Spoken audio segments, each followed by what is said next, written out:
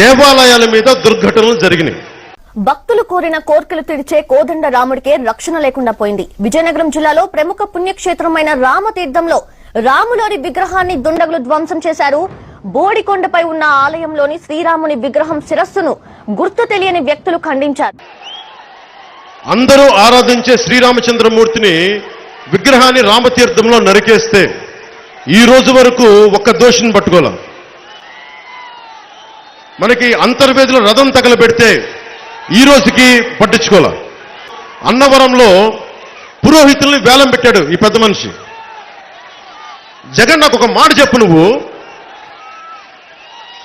అసలు పురోహితుల్ని వేలం పెట్టడం అంటే నీకు దాని తాలూకు పర్యవసానం తెలుసా? నీకు కానీ నీ మంత్రివర్గానికి కానీ అక్కడ చేసిన అధికారులకు కానీ అది రాజ్యాంగ విరుద్ధమైన సంగతి నీకు తెలుసా? ఆ సెన్స్ ఉందా మీకు?